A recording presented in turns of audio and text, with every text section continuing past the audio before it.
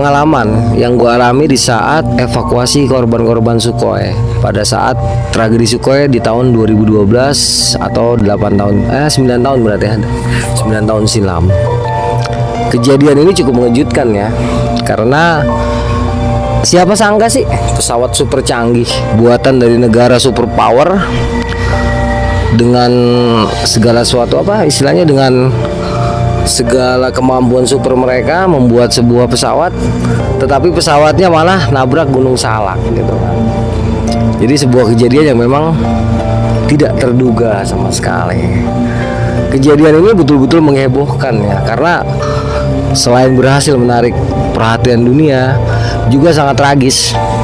Ya, pesawat yang super canggih yang dilengkapi dengan berbagai macam fasilitas atau teknologi yang luar biasa, ternyata mereka tidak bisa menghindari tabrakan dengan tebing Gunung Salak yang itu sebenarnya nggak tinggi gunungnya gitu kan, tapi entah ada apa gitu kan, ketinggian itu diturunkan terus oleh sang pilot sehingga terjadilah Sukhoi crash gitu kan, accident. Pada saat kejadian itu gue lagi di Mampang ya, lagi nyantai. Gue nggak tahu, malah nggak ngerti waktu kejadian itu, malah nggak ngerti.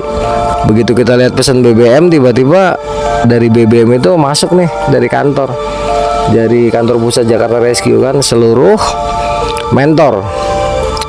mentor senior itu harus segera datang ke kantor karena ada kejadian luar biasa. Gue awalnya santai ya, kejadian apaan sih, paling banjir apa-apaan gitu pikiran gue nggak tahu nih kalau ini kejadian yang luar biasa gitu kan. Begitu gue baca ke bawah, loh pesawat gitu kan, agak kaget karena posisi gue waktu itu lagi makan gitu. Nah, acara makan gue tuh langsung gue persingkat, terus gue langsung berangkat ke Setu Babakan. Jadi kalau lu main ke Setu Babakan, di situ nanti ada kantor Jakarta Rescue. Ketika gue sampai di kantor itu meetingnya udah hampir selesai ya. Jadi gue nggak tahu nih apa yang di-meetingin gitu kan.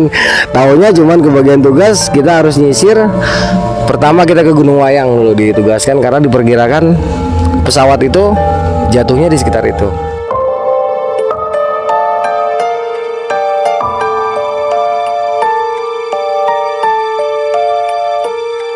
Saat itu berita yang tersiar di media-media elektronik, di media-media televisi, pesawat Sukhoi itu jatuh di area Gunung Salak. Kami nggak tahu di sebelah mananya gitu, masih belum ketahuan.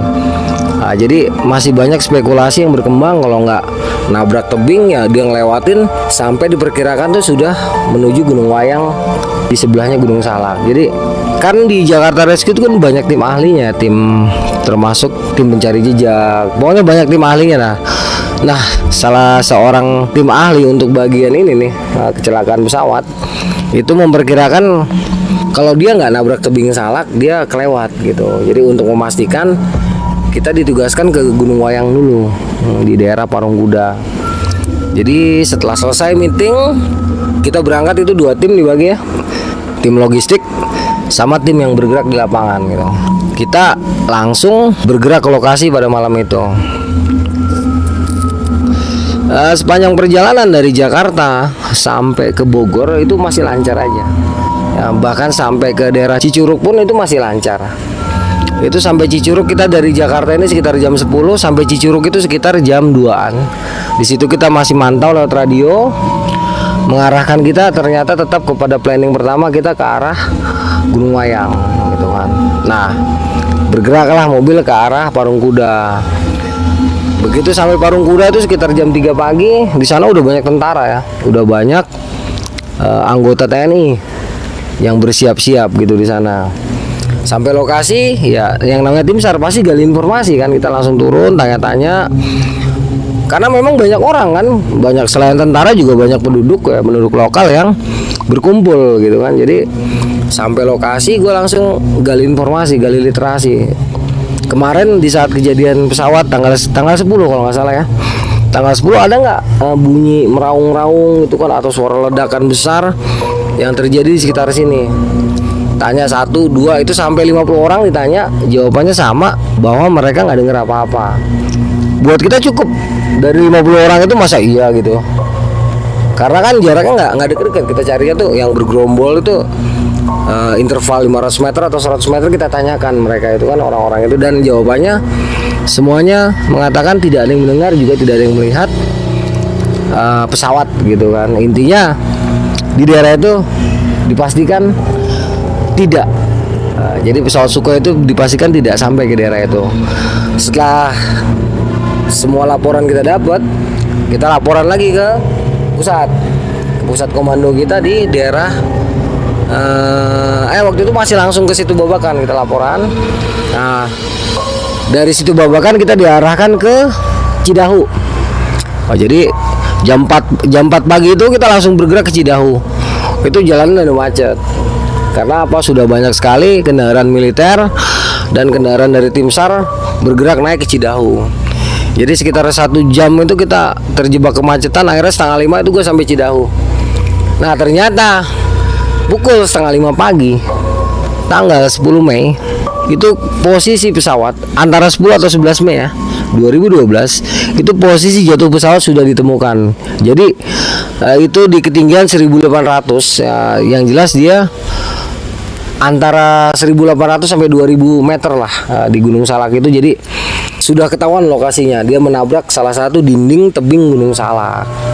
Nah, itu kita tahu nih, berarti dari dicapainya tuh bisa lewat Sadelan Gunung Salak, bisa dari Curug Nangka, bisa dari Salak 2 ya, Curug Nangka sama aja, atau dari Puncak Salak 1 kan.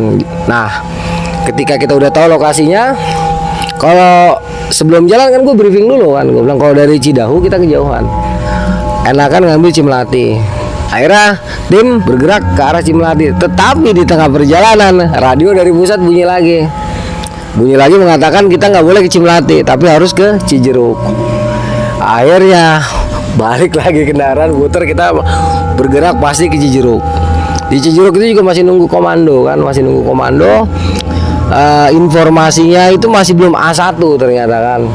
Kita masih nunggu informasinya sampai A1. Setelah informasinya A1, kita langsung kumpul itu sama anggota Brimob, sama seluruh anggota TNI yang ada di situ. Pokoknya dari seluruh kesatuan TNI ya, dari berbagai matra, juga dari kepolisian. Termasuk di situ ada Danrem Surakencana, beliau yang membriefing kita. Ketika informasinya sudah fix, sudah A1, kita diberangkatkan menuju ke Puncak Salak 1. Waktu itu banyak banget yang naik, beneran banyak banget yang naik. Wartawan, terus relawan gitu kan. Terus kalau anggota TNI Polri udah nggak usah ditanya, udah pasti itu kan tugas mereka. Tim SAR juga udah pasti. Nah, relawan dan wartawan ini nih, jadi waktu perjalanan itu di awal-awal itu kan lewat Cijeruk itu yang namanya Gunung Salak tuh nggak ada yang empuk jalurnya gitu kan.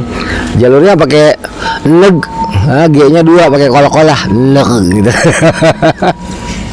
Nah, ini sampai setengah hari itu ya, karena kita naik udah cukup siang kan, udah jam 12 ya. Sampai sore itu nggak ada problem. Nah, problemnya itu ketika kita sudah seharian jalan, ternyata nih banyak jurnalis yang naik, tapi mereka hanya bawa peralatan jurnalisme mereka. Mereka lupa bawa logistik, mereka lupa bawa tenda. Karena hanya kita bertiga yang pakai baju rescue saat itu, otomatis nih kru media akhirnya deket sama kita kan.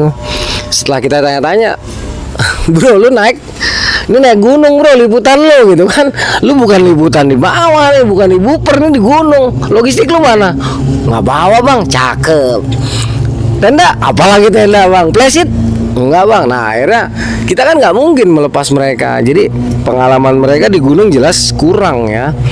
Itu bisa dibuktikan dari ketidaksiapan mereka untuk mempersiapkan berbagai macam peralatan standar operasional di lapangan.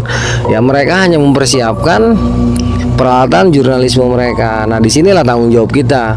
Karena orang hidup walaupun bagaimana itu jauh lebih berharga gitu kan. Kalau orang meninggal ya dia sudah selesai kan, tinggal kita ketemukan aja, tinggal kita cari, dapat syukur, nggak dapat ya wes gitu kan.